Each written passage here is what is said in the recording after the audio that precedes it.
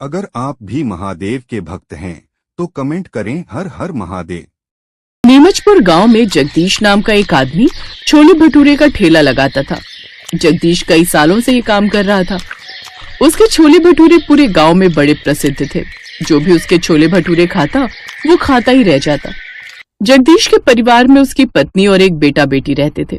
उसकी बेटी की शादी हो गई थी और 18 साल का बेटा धीरज दिन भर अपने दोस्तों के साथ आवारागर्दी करता और शाम को ही घर लौटता। एक रोज जगदीश अपने बेटे से, बेटा धीरज, अब इस बुढ़ापे में मुझसे ज्यादा देर तक ठेले पर खड़ा नहीं रहा जाता। अब ऐसा करा कर तू भी मेरे साथ ही चला कर, जिससे तू भी मेरी तरह छोले भटूरे बनाना सीख जाए। अरे नहीं नहीं बाबूजी, मैं आपकी तरह ये काम नहीं करना चाहता। मुझे ये सब काम पसंद नहीं है। मैं तो शहर जाकर नौकरी करना चाहता हूँ, नौकरी। इतना कहकर धीरज फिर से अपने दोस्तों के साथ तफरी करने घर से निकल जाता है। देखा तुमने उमा, ये लड़का बिल्कुल भी मेरी बात सुनने के लिए तैयार ही नहीं है। पता नहीं क्या होगा इस लड़के का। आप चिंता क्यों करते हैं जी? आप तो बस भोलेनाथ पर विश्वास रखिए, वो एक रोज सब ठीक करेंगे। उमा और जगदीश भगवान शिव और माँ पार्वती के बड़े भक्त थे। वो हर रोज सुबह शाम उनकी पूजा पाठ करते थे। ऐसे ही कुछ दिन बीत गए। जगदीश सुबह से ठेले पर छोले भटूरे बेचता और शाम होते ही घर लौट आता। एक रोज जब वो छोले भटूरे बेचकर घर लौट रहा था तो एक साधु बाबा उसे रास्ते में मिल जाते हैं। बेटा, बहुत जोर की भूख लगी है। 2 दिन से भूखा हूँ, मुझे कुछ खाने को दे दो बेटा। जगदीश ने जल्दी से छोले भटूरे की प्लेट निकाली और बाबा को खाने को दिया। ये लीजिए बाबा, ये खा लीजिए। साधु बाबा झट से सारे छोले भटूरे खा लेते हैं। फिर वो साधु बाबा जगदीश से पूछते हैं, बेटा तू इतना उदास क्यों है? जगदीश उन्हें सारी बात बताता है। बेटा तू एक काम कर, कुछ दिन के लिए तू मेरे साथ मेरी कुटिया में चल और वहीं चल कर रह। और हाँ, घर में किसी से इस बारे में कुछ मत कहना। लेकिन बाबा, ऐसे तो मेरे बेटे और मेरी पत्नी को मेरी चिंता सताएगी, वो परेशान हो जाएंगे। कुछ नहीं होगा बेटा, तू बस मेरे साथ चल। जगदीश उस साधु के साथ चला जाता है। ऐसे ही अंधेरा हो जाता है। उमा और धीरज को उसकी चिंता सताने लगती है। इतनी देर हो गई, अंधेरा हो गया, लेकिन तुम्हारे बाबा अभी तक घर नहीं लौटे। आज से पहले तो कभी उन्होंने इतनी देर नहीं की। अब मेरा तो दिल बैठा जा रहा है। अरे ओफो माँ, तुम बेकार में ही चिंता कर रही हो।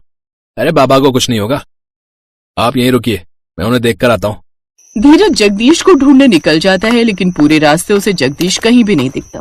वो उस जगह भी जाता है जहाँ जगदीश अपने छोले भटूरे का ठेला लगाता था, लेकिन उसे वो वहां भी नहीं मिलता। ऐसे ही कुछ दिन बीत जाते हैं। जगदीश का कुछ अता पता नहीं था। उमा का रो रो कर बुरा हाल था। ऐसे ही कुछ दिन और बीत जाते हैं। फिर एक रोज, मेरी तो कुछ समझ में नहीं आ रहा, अब इस घर का खर्च आखिर कैसे चलेगा। उन्होंने कितनी बार तुझसे कहा कि छोले भटूरे बनाना सीख ले, लेकिन तूने तो जैसे उनकी बात ना सुनने की कसम खा रखी थी। अरे माँ, अब मुझे क्या पता था कि एक दिन अचानक बाबा इस तरह से कहीं चले जाएंगे। लेकिन मैं अपने बाबा के काम को आगे बढ़ाऊंगा। अब मैं छोले भटूरे का ठेला लगाकर बेचूंगा। लेकिन तुझे तो भटूरे बनाने आते ही नहीं, फिर तू कैसे? माँ, थोड़ा बहुत तो बना ही लूंगा ना। अब धीरज फोन की मदद से छोले भटूरे बनाना सीखता है, लेकिन उनसे कोई भी छोले भटूरे नहीं खरीदता था, क्योंकि ना तो धीरज को कोई जानता था और ना ही उसे उतनी अच्छी तरह छोले भटूरे बनाने आते थे। ऐसे 4-5 दिन बीत जाते हैं। वो हर रोज वहां आता और छोले भटूरे बनाकर बेचता, लेकिन कोई भी उससे छोले भटूरे नहीं खरीदता, क्योंकि ना तो उसे कोई जानता था और ना ही वो जगदीश की तरह स्वादिष्ट छोले भटूरे बना पाता था। फिर हार थक कर वो एक दिन भोलेनाथ के मंदिर जाता है और उनसे हाथ जोड़कर प्रार्थना करता है।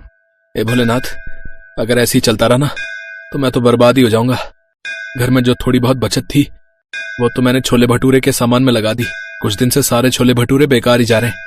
काश मैंने बाबा की बात सुन ली होती और उनसे अच्छे से छोले भटूरे बनाना सीख लिए होते। इसके बाद वो मंदिर से घर आ जाता है और फिर ठेला लेकर काम पर चला जाता है।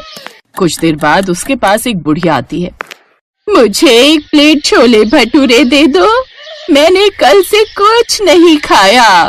धीरज उस बुढ़िया को एक प्लेट छोले भटूरे देता है, जिसे खाते ही बुढ़िया कहती है, छी, इसमें नमक कितना तेज है, क्या तुम्हें छोले भटूरे बनाने नहीं आते? ये सुनकर धीरज की आंखों से आंसू बहने लगते हैं और वो रोते हुए उसे सारी बात बताता है। अच्छा तो ये बात है, कोई बात नहीं, मैं तुम्हें छोले भटूरे बनाना सिखाऊंगी और तुम चिंता मत करो, कुछ ही दिनों में तुम बहुत बढ़िया छोले भटूरे बनाना सीख जाओगे। अब वो बुढ़िया रोज उसके ठेले पर आकर उसे छोले भटूरे बनाना सिखाने लगी। अब उसकी अच्छी कमाई होने लगी थी।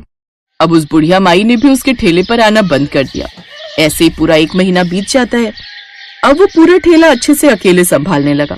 उधर साधु के साथ आराम से कुटिया में रह रहे जगदीश को साधु बाबा ने कहा, बेटा, अब समय आ गया है कि तू अपने घर लौट जाए। अब तेरी परेशानी खत्म हुई। जगदीश अपने घर आ जाता है। उसे देखकर उसकी पत्नी फूट फूट कर रोने लगती है। फिर वो अपनी पत्नी को सारी बात बताता है। उमा, वैसे धीरज कहाँ है? वो कहीं नजर नहीं आ रहा। वो छोले भटूरे का ठेला लगाने गया है जी। ये सुनकर जगदीश खुश हो जाता है और जल्दी से उस जगह जाता है जहाँ धीरज ठेला लगाता है। जगदीश देखता है कि धीरज के ठेले पर लोगों की खूब भीड़ लगी हुई है और वो सभी उसकी खूब तारीफ कर रहे हैं। ये सब देख जगदीश की आंखों में आंसू आ जाते हैं और अपने बेटे को जाकर गले से लगा लेता है। मेरे बेटे, शाबाश। बाबा, आप ठीक है? आप कहाँ चले गए थे? हमें आपकी कितनी याद आती थी। जगदीश उसे सारी बात बताता है। आपको देखकर मैं सचमुच बहुत खुश हूँ बाबा।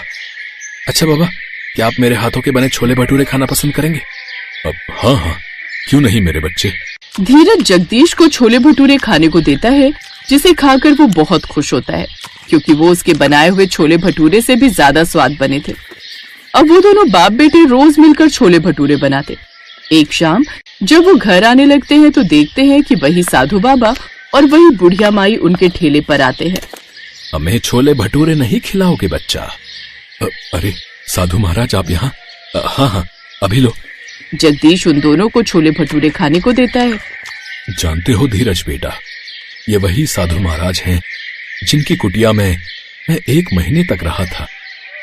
और बाबा, ये वही बुढ़िया माई है जिन्होंने मुझे इतने स्वादिष्ट छोले भटूरे बनाना सिखाए थे। छोले भटूरे खाते ही वो दोनों शिव और पार्वती के रूप में प्रकट हो जाते हैं। उन्हें देख दोनों बाप बेटे हैरान रह जाते हैं। बेटा धीरज, अब से सदैव अपने पिताजी की आज्ञा का पालन करना, इसी में तुम्हारी भलाई है। और किसी भी बात की चिंता मत करना, हम सदैव तुम्हारे साथ हैं। अब से तुम लोगों को कभी किसी चीज की कमी नहीं होगी, ये आशीर्वाद है हमारा तुम दोनों को। ये कहकर वो अंतर ध्यान हो जाते हैं। उस दिन के बाद से उनके छोले भटूरे का व्यापार और भी अच्छा चलने लगता है। अब वो हर रोज जब भी छोले भटूरे बनाए तो सबसे पहला भोग भगवान शिव और माता पार्वती को लगाते। कुछ ही महीनों में वो खुद की एक बड़ी सी दुकान खोल लेते हैं। साथ ही कच्चे घर से हटकर अपने लिए बड़ा पक्का घर बनवा लेते हैं। कुछ समय बाद धीरज अकेले ही भटूरे का व्यापार संभालने लगता है और जगदीश और उमा घर पर रहकर आराम से भगवान शिव और माँ पार्वती की भक्ति में लीन हो जाते हैं। अब वो सब एक साथ खुशी खुशी रहने लगे। कमेंट करें हर हर महादेव और विश्वास रखें, भगवान आपकी हर मनोकामना पूरी करेंगे।